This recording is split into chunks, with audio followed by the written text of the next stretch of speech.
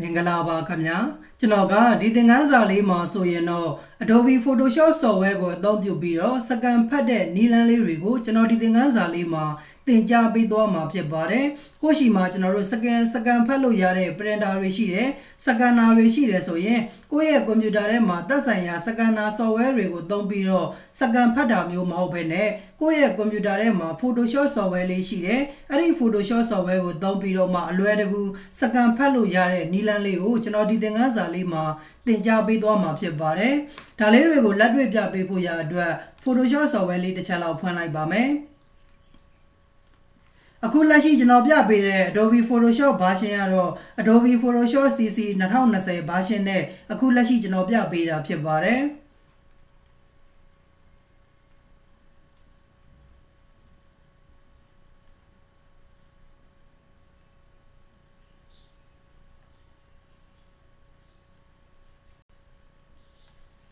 အခုဒါဆိုရင်ကျွန်တော်တို့ဒီမှာ Photoshop software ပွင့်လာပြီဆိုရင်တော့ Photoshop software ကိုသုံးပြီးတော့မှစကန်ဖတ်မှာဖြစ်တဲ့အတွက်ကျွန်တော်တို့ file နဲ့နေပြီးတော့မှ import ဆိုတဲ့ထဲကိုကျွန်တော်တို့ဝင်ပေးရပါတယ် file နဲ့နေပြီးတော့မှ import ထဲကိုဝင်လိုက်တာနဲ့တပြိုင်နက်ဒီမှာကျွန်တော်တို့ရှိနေတဲ့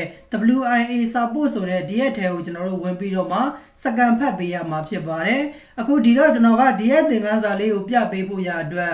ဖုန်းကင်မရာနဲ့ကျွန်တော်စကန်ဖတ်ထားတာလေးကိုဗီဒီယိုလေးရိုက်ပြီးတော့မှယူထားခဲ့တယ်ပေါ့နော်ဒါလေးကိုကျွန်တော်တစ်ချက်လောက်ဖွင့်ပြပေးပါမယ်ဒီတော့ကျွန်တော်တို့ဒီထဲကနေပြီးတော့မှစကန်ဖတ်ထားတာလေးကိုဗီဒီယိုရိုက်ထားတဲ့ဒီရဲ့ဗီဒီယိုဖိုင်လေးကိုဖွင့်ပြပေးသွားပါမယ်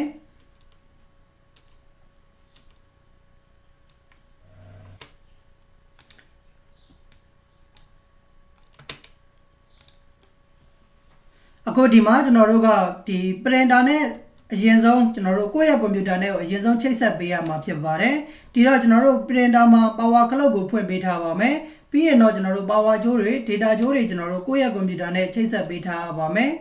ချိတ်ဆက်ပြီးသွားပြီဆိုရင်တော့ကျွန်တော်တို့ကိုစကန်ဖတ်ချင်တဲ့စာရွက်ဒါမှမဟုတ်ဓာတ်ပုံတွေကိုကျွန်တော်တို့ကိုယ့်ရဲ့ printer စကန်ထဲမှာကျွန်တော်တို့ထည့်ပေးရပါမယ်ပြီးပြီဆိုရင်တော့ကျွန်တော်တို့အဖုံးလေးပြန်အုပ်ပေးမယ်အုပ်ပြီးသွားပြီဆိုတာနဲ့ကျွန်တော်တို့က Photoshop ကိုသုံးပြီးတော့မှစကန်စပြီးတော့မှဖတ်ဖို့ရအတွက်ကျွန်တော်တို့ကွန်ပျူတာမှာတစ်ချက်လောက်ပြန်ပြီးတော့လာလိုက်ပါမယ်ပြီးရင်တော့ကျွန်တော်တို့ Photoshop သုံးပြီးတော့စကန်ဖတ်မှာဖြစ်တဲ့အတွက် Photoshop software တွေကိုဝင်ပါတယ်ဝင်ပြီးသွားပြီဆိုရင်တော့အစောတော့ကကျွန်တော်တို့ဝင်တဲ့နည်းလမ်းလေးအတိုင်း file နဲ့နေပြီးတော့မှ import ဆိုတဲ့ထဲကိုကျွန်တော်တို့တစ်ချက်လောက်ဝင်ပေးပါမယ်ဒါကြောင့်ကျွန်တော်တို့ဒီမှာ file နဲ့နေပြီးတော့မှ import ဆိုတဲ့ထဲကိုဝင်မယ်ပြီးရင်တော့ကျွန်တော်တို့ WIA support ဆိုတဲ့ထဲကိုကျွန်တော်တို့ဆက်ပြီးတော့ဝင်ပေးရမှာဖြစ်ပါတယ်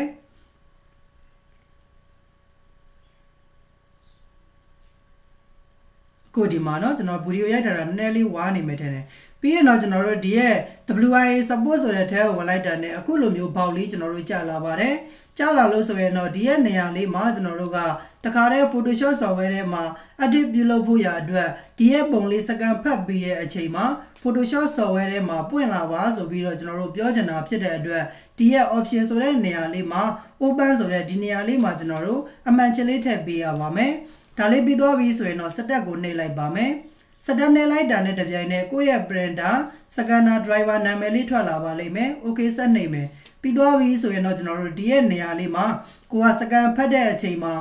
ကာလာဓာတ်ပုံအနေနဲ့ဖတ်ချင်တာလားဒါမှမဟုတ်အဖြူအမဲနဲ့ဖတ်ချင်တာလားဒါမှမဟုတ်ကိုယ့်ရဲ့စိတ်တိုင်းကြအောက်မှာ custom ရွေးပြီးတော့မှကိုယ့်ရဲ့စိတ်တိုင်းကြစကန်တွေလည်းကျွန်တော်တို့ဖတ်လို့ရပါတယ်အခုဒီမှာကတော့ကျွန်တော်ကကာလာဓာတ်ပုံအနေနဲ့ပဲစကန်ဖတ်မှာဖြစ်တဲ့အတွက်ကာလာ picture ဆိုတာလေးကိုပဲရွေးထားလိုက်ပါတယ်ရွေးပြီးသွားပြီဆိုရင်တော့ကျွန်တော်တို့ကချက်ချင်းတန်းပြီးတော့မှစကန်ဖတ်တာမျိုးမဟုတ်ဘဲနဲ့ကိုစကန်ဖတ်မဲ့အနေထားလေးကိုကျွန်တော်တို့ preview ကြည့်လို့ရပါတယ်ဒါကြောင့် preview ဆိုတာလေးကိုနှိပ်လိုက်တာနဲ့တပြိုင်နက် printer မှာကျွန်တော်တို့စကန်နာနဲ့စပြီးတော့မှအလုပ်လုပ်နေပါလိမ့်မယ်ဒီတော့ကျွန်တော်တို့ဒီရဲ့ဓာတ်ပုံလေးကစကန်ဖတ်ရင်ဘယ်လိုပုံစံအနေထားလေးရှိတယ်ဆိုတာလေးကိုသူဒီမှာ preview လေးပြပေးနေပါလိမ့်မယ်အခုလိုမျိုးလေးကျွန်တော်တို့ပြလာပြီဆိုရင်တော့ကိုကြိုက်နေတဲ့တဲ့အနေထားလေးဟုတ်ပြီမှန်ပြီဆိုရင်တော့ကျွန်တော်တို့ဒီအောက်မှာရှိတဲ့စကန်ဆိုတာလေးကိုနှိပ်ပြီးတော့မှအလွယ်တကူကျွန်တော်တို့စကန်ဖတ်လိုက်လို့ရပါတယ်